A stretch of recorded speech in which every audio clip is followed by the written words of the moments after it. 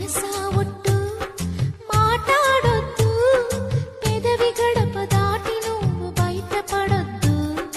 వెచ్చని ముద్దు వెతికే గుర్తు, మంచు తెరలు తెరచి ఎప్పుడు చూపించొద్దు.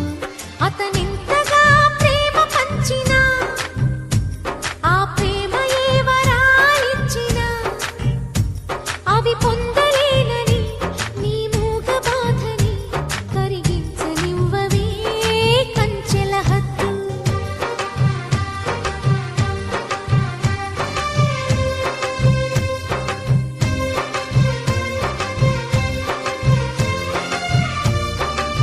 నీ కంటి చూపులోన ఒదిగిపోయి నేను